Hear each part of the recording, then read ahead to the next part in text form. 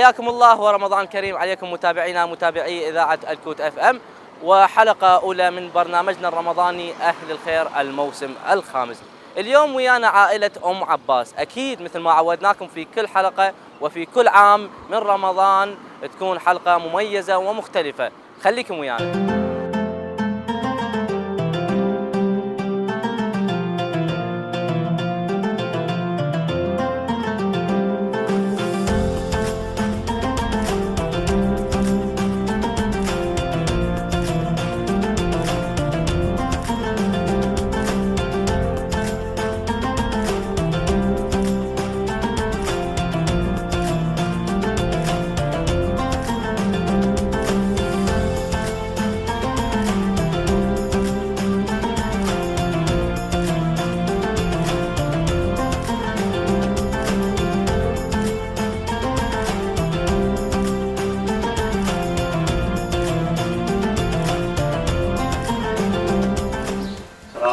يا الله. السلام عليكم. شلونك حجي؟ استريح شو اخبارك؟ استريح. شلونك حجي؟ شو اخبارك؟ الله يسلمك حجي، شلونك؟ شو اخبارك؟ رمضان كريم عليكم. عمرك الله يسلمك. الله يسلمك قلبي. الحمد لله بقوة الله. الحمد لله والشكر عايشين. رمضان شلون وياكم؟ الحمد لله زين. اي والله الحمد لله والشكر. عباس؟ رمضان كريم عليكم. علينا وعليكم. شلونكم؟ زين؟ الحمد لله الله تشكر. يحفظكم. ام عباس سولفينا باختصار، يعني احنا اول شيء ما نريد اليوم نتطرق للحزن او الضوجه، اوكي؟ سولفينا عن وضعكم باختصار، ابوكم، الاطفال. هذول جهالي وانا عايشه ام امي وابويا، هذا ابويا وهاي امي. ولد رجل خذوا غراضها وطيوها بعباية. يما لا تمشي. اي كملي لي. اي هو هذا انا قاعده يمهم. ابوكم وين اطفالك؟ متوفي شو صار؟ من 2018. عيشتكم صار شلون مشيتوا؟ جيت عندك اطفال؟ هو هذا ولد وبنيه. اثنين عندكم؟ اي. ام عباس هسه احنا هيك مجرد ما ردنا نبين للمشاهدين وضعكم فقط، ما نريد نتطرق هاي الامور الضوجه والحزن. اليوم نريدكم تروحون ويانا اول شيء نريد دفتر يمكم. والله رحم الله. اهلا وسهلا بكم. اهلا وسهلا بكم. رحم الله والديكم. لا ان شاء الله ام عباس اليوم ناخذكم وناخذ الاطفال. تعال عبوسي، شلونك عبوسي؟ زين. شو اخبارك؟ زين. يا صف سادس. صف ابتدائي؟ اي. زين بالمدرسه؟ زين بالمدرسه؟ اي زين. عباس شنو رايك اليوم وين نروح؟ نروح للمطعم. وبعد؟ ما ادري. العاب بكيفك. تحب الالعاب؟ بكيفك. سياره ما سياره؟ بكيفك عمو، انا ما علي. رايح للسير ويليام انت؟ ها؟ رايح للسير ويليام؟ لا. ما رايح للسير ويليام؟ ما رايح للالعاب، ما صعد بالسيارات. اي. شنو رايك اليوم نروح سوا نفطر؟ اي. ونشتري ملابس؟ اي. اوكي؟ ونلعب بالالعاب؟ اي. ونرجع. اي. اوكي نروح؟ اي. يلا وين اختك؟ اختي اسمها؟ بالغرفة. يلا بنين. نعم شلونك بنين؟ زينة. شو اخبارك؟ زينة الحمد يا لله. صف انت بنين؟ ثاني متوسط. ثاني متوسط، شلونك بالدراسة؟ زينة. مستمرة بالدراسة؟ اي. ماشي. شنو رايك اليوم وين نطلع؟ كيفك عم؟ كيفي؟ اي. حلو خبرات؟ اي. تبين نلعب انت؟ اي. اكيد. اوكي لا حلو نروح اليوم. نعم مستمعينا ومتابعينا الاكارم، خلونا ناخذ عائلة ام عباس نغير جو ونعيش هذا الجو الرمضان وياهم، خليكم ويانا.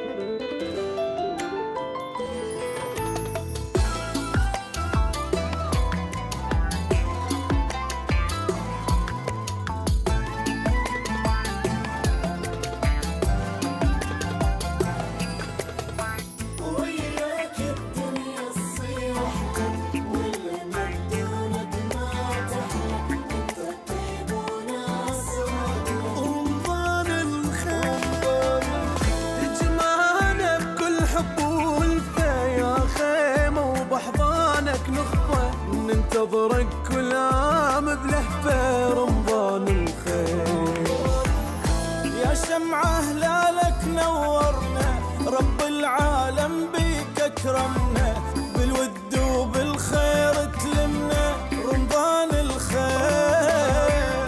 أيامك وين ترجعنا نتذكر بيك الفارق يا نسمة وحني تجنن رمضان الخير.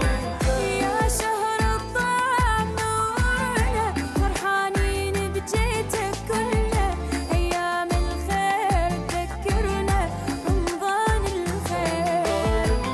أحلى أيام نعيش بجالك شقد حلوة تجنن أجواء. نعم متابعينا الكرام، طبعا كملنا فقرة الملابس. خلينا نسأل عباس اللي خبلنا اليوم بالمحل. عباس، عجبن لك الملابس؟ اي والله. وشلون تقول انغدرت مع رفض جد؟ ليش؟ تطوع قميص عنواني واحد. هسه شنو اللي تريده بعد؟ لا هي بعد ما أريد. لا نشتري بعد. لا اشتريت هسه انت شنو؟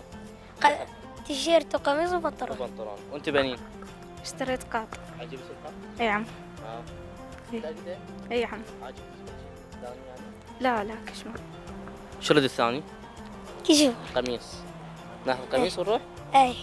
نعم مستمعينا الأكرام، طبعا نعم متابعينا الأكرام، طبعا هذه الفقرة برعاية شركة الإيثار للاستثمار المالي. خليكم ويانا.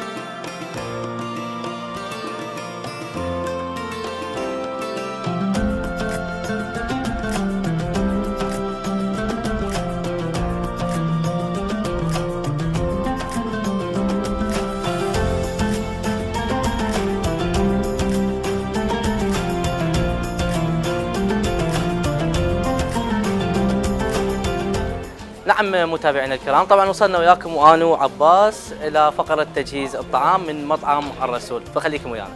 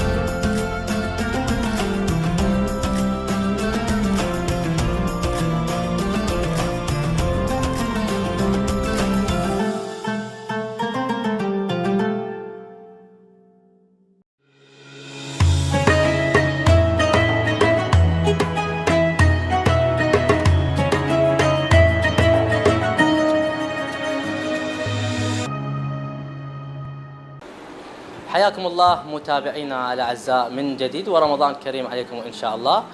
طبعا عندنا فقره اللي هي ما قبل الافطار. اليوم يشرفنا وينورنا في هذه الحلقه ثله من الاساتذه الاعزاء الاحباء. نبدا مع الدكتوره عميده كليه الاداب بجامعه واسط الدكتوره فداء المولى. اهلا وسهلا بك دكتوره. اهلا وسهلا بكم ورمضان كريم عليكم ان شاء الله يا رب، وكل عام وانتم بالف خير.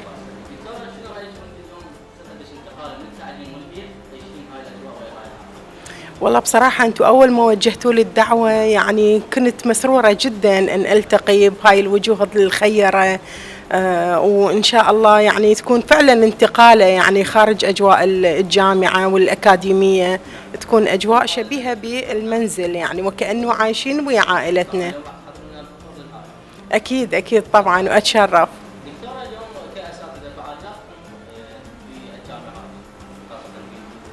يعني برمضان قصدك؟ لو يعني الزمان اوكي.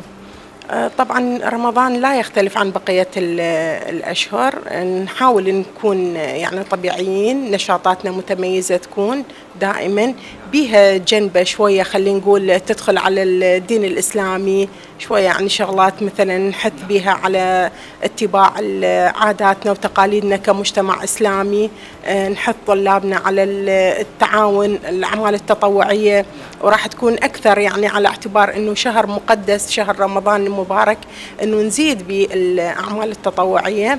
عندنا ببالنا بعض الأمور الأخرى، أنه يعني نتوجه إلى دار المسنين أيضا، فد يوم نفطر وياهم، يعني ناخذ فطورنا. هم خطية رحنا لهم أنا قبل فترة، يعني نجيب لهم حلويات وما أعرف شنو، هم الأطباء اللي هناك ما يقبلون، يقولون هم أكثرهم بهم سكر وضغط وما أعرف شنو، فإن شاء الله ناخذ لهم أطعمة صحية ونروح، بالإضافة إلى زيارة دار الأيتام مع مجموعة من الطلاب والأساتذة، وإن شاء الله يعني فعاليات متنوعة تكون نرضي بها مجتمعنا ونرضي بها أولا وأخيرا رب العالمين إن شاء الله. دكتورة خلينا نطلع بعيد عن الموضوع. دائما الناس تشوف الأساتذة والعمداء وأساتذة الجامعات بأن هم يعني بعيدين عن العائلة. سولفينا كدكتورة كذا داخل الأسرة يجي من خارج لا أبدا، لا أبدا، يعني اليوم أنا من طلعت تحضرت دا أطلع، حضرت لهم بعض الأمور البسيطة. اي فبنتي شويه هي مو اي لا مو لا بالعكس، يعني احنا نحاول نهيئ الامور. الاسره مهما تكن هي يعني شيء مقدس اكيد، يعني نحاول نحضر الاكل، يعني خاصه انا كامراه تبقى مسؤولياتي البيتيه موجوده، يعني ما الغيها، احضر الاكل، تنظيف شغلات، خاصه برمضان يعني حتى ساعات النوم تكون قليله، فنحاول نرضي الأطراف كلها الموجودة. الله يبارك فيك. هذا اليوم إن شاء الله، الله يبارك فيكم. مستمعينا طبعا ومتابعينا ويانا الأستاذ والأخ والدكتور مهند التميمي، الأستاذ في كلية الإعلام في كلية الإمام الكاظم عليه السلام. طبعا مرافقنا لأكثر من 5 سنوات، كنا طلاب والآن تخرجنا ب4 سنوات وويانا في برنامج أهل الخير. أهلا وسهلا فيك دكتور. اهلا وسهلا بك استاذ حمزه والكادر كله ولعائلتنا الكريمه. طبعا انا فرح جدا، مسرور جدا انه للسنه الخامسه انا اكون ضمن كادر اهل الخير، برنامج اهل الخير، هذا البرنامج الانساني اللي يخلينا نعيش اجواء، يعني اجواء خاصه، اجواء يعني ما يمكن ما نعيشها بغير اوقات هي وقت وشهر رمضان المبارك، انه نفطر ونعيش اجواء جميله جدا مع عوائلنا الكريمه اللي هم أهل الخير إن شاء الله. فكل الشكر أيضا لكم يعني زملائي وطلابي الأعزاء على هذا البرنامج الخيري، ويعني أنا فرح جدا.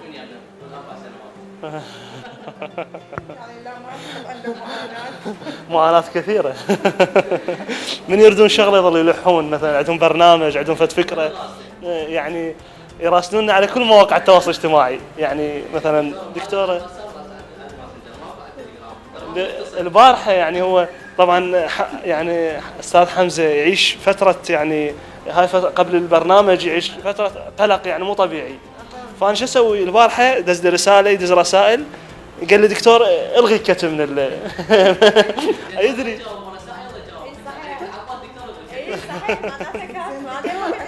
اكو واحد يتصل بوقت السحور، لا هم يعجبوك يعني لقيته كاتب لي بحيث لأن أنا ما أعرفه سابقا، يعني الإعلامي حمزة الزرقاني يعني.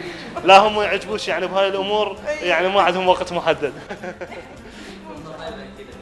بالعكس فرصة كلش طيبة والله. أنا يعني أفتخر أنه طلابنا يعني يقدمون بهذا المستوى.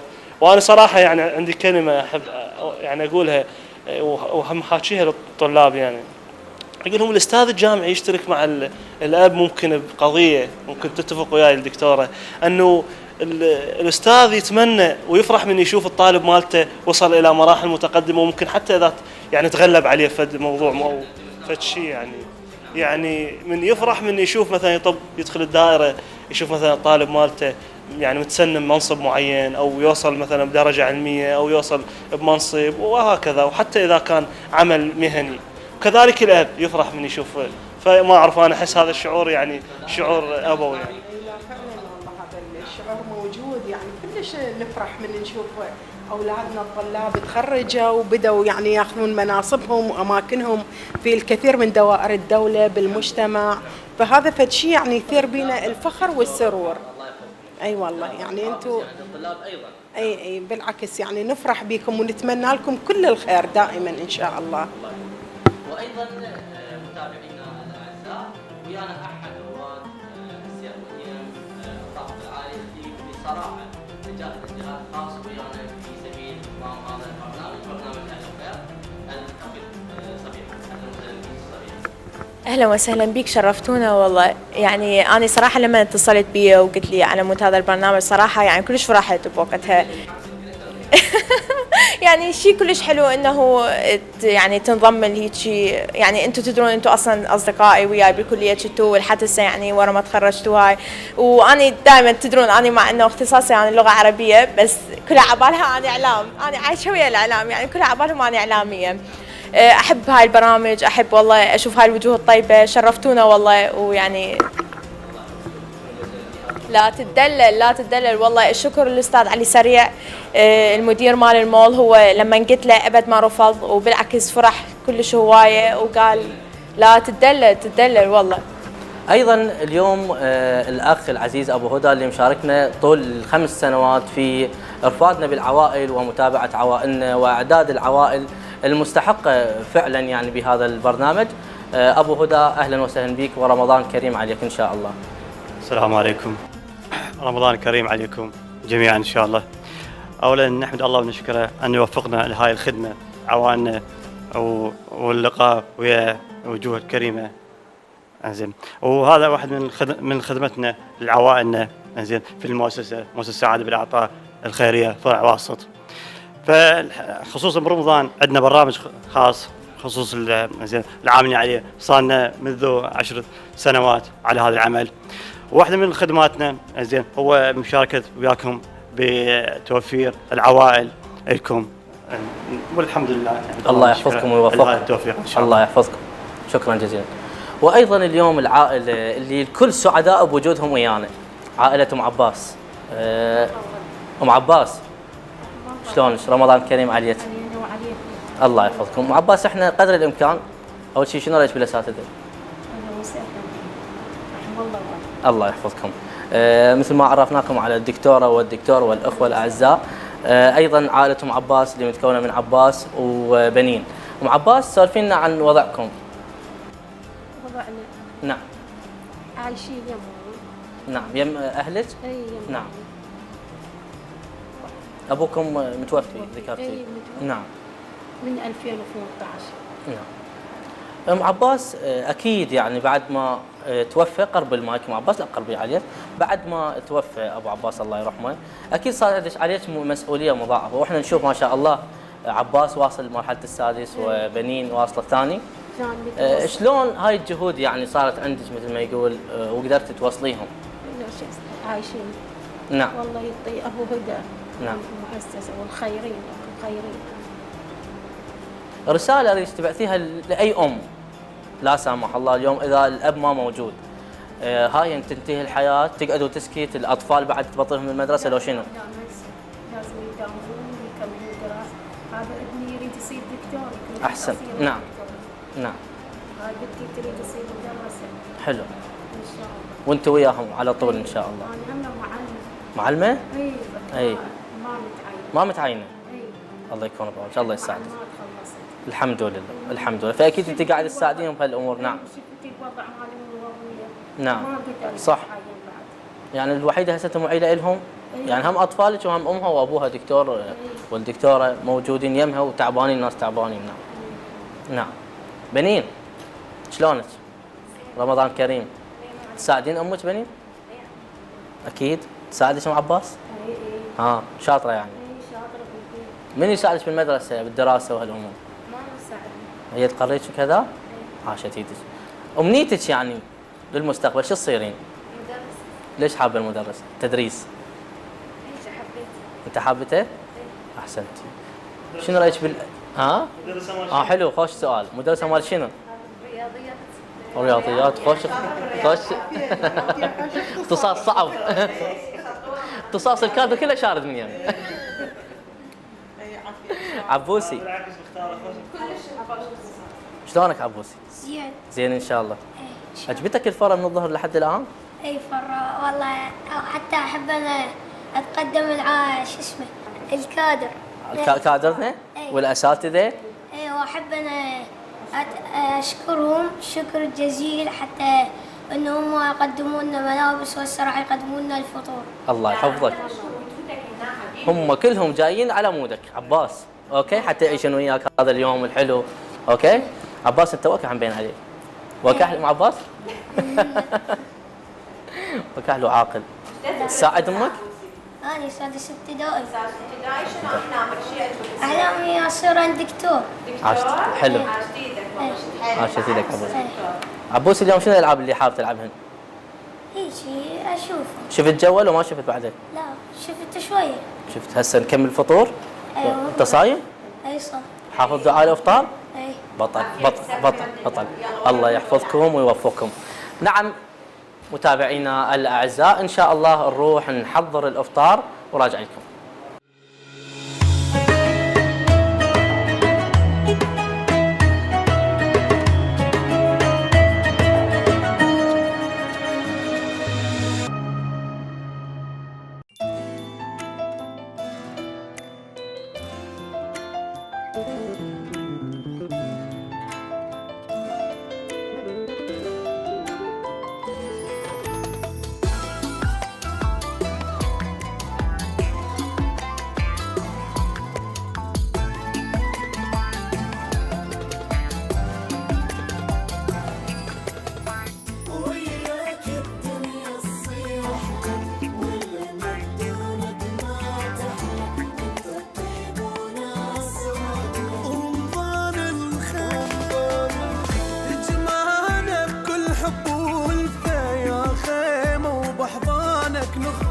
ننتظرك كل عام بلهفة رمضان الخير، يا شمعة هلالك نورنا، رب العالم بيك أكرمنا، بالود وبالخير تلمنا رمضان الخير، أيامك وين ترجعنا نتذكر بيك الفارق، يا نسمة وحنيتك جنة رمضان الخير.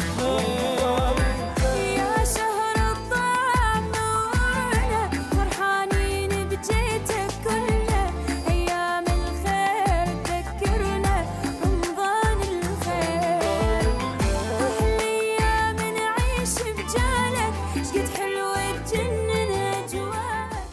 نعم متابعينا الكرام، طبعا اذن اذان المغرب والحمد لله، وابو هدى ياشر لي قال جوعان، ما اعرف شو ذاك ابو هدى. وخلونا نسمع دعاء الافطار من عبوسي. اسمع. اللهم لك صمت وعلى رزقك أفطرت ولصيام يوم غدا نويت. اللهم صل على محمد وآل محمد. تفضل.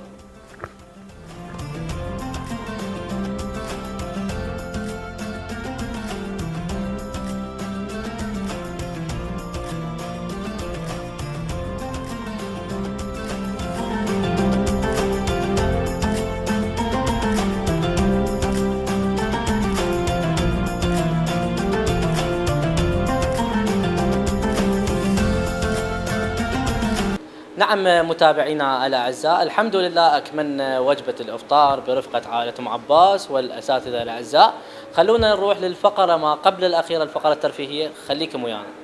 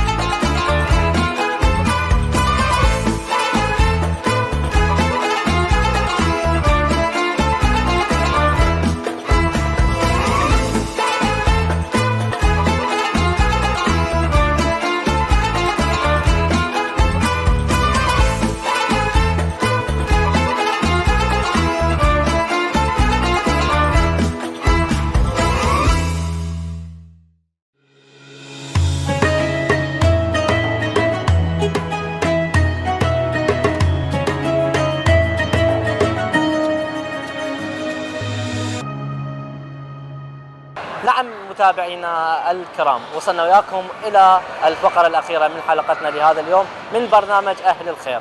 طبعا مثل ما شاهدتم يعني احنا ويا عائلة أم عباس من العصر لحد الآن. خلينا نبدي ويا دكتورة فداء. دكتورة السلام عليكم. عليكم السلام ورحمة الله. سولفي لي شنو شعورك وانت عايشة ويانا هذا اليوم؟ والله اليوم يعني يوم مميز كلش، واحنا كلش مسرورين انه قدرنا ندخل الفرحة والبسمة في قلوب عباس وبنين، فرحانين جدا بهذا اليوم المميز، وان شاء الله تتكرر هذه الايام المفرحة لهم.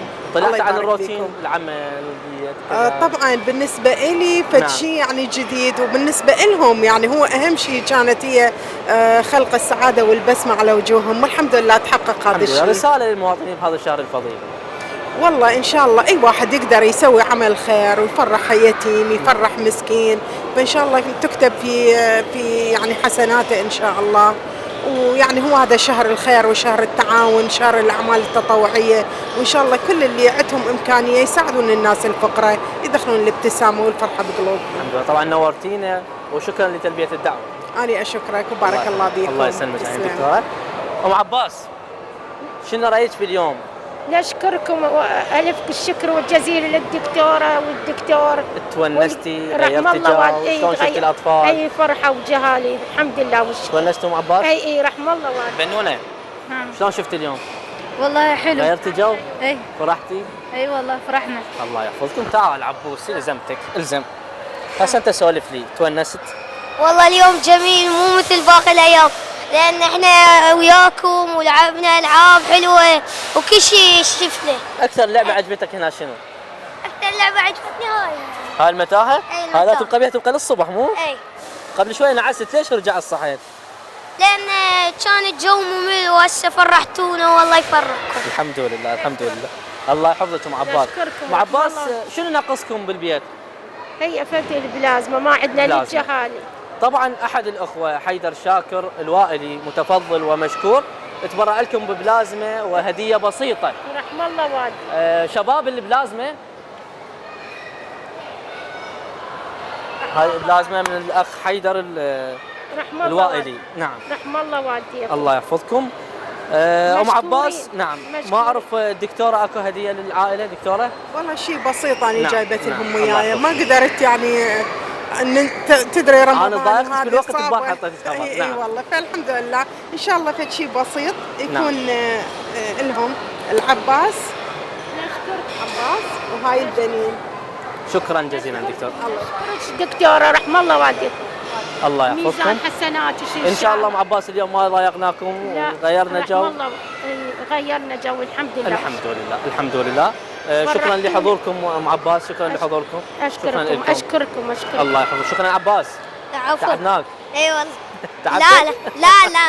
شكرا بنين. العفو عنك. دكتوره شكرا جزيلا لحضورك. اشكركم اني بارك الله فيك. شكرا جزيلا. نعم مستمعينا الاكارم، مثل ما شاهدتوا عشتوا ويانا هذا اليوم مثل ما احنا عشنا ويا عائله ام عباس. طبعا قبل لا انهي الحلقه اقدم شكري وتقديري لكل المساهمين في برنامج اهل الخير، مطعم الرسول وشركه الايثار للاستثمار المالي، والاخوه في مؤسسه السعاده بالعطاء ابو هدى، وايضا الاخ حيدر الوائلي، والاخوه في مول السير ويليام الطابق الثالث والرابع. ابد ما قصروا ويانا. نلتقيكم في حلقات اخرى، الى اللقاء.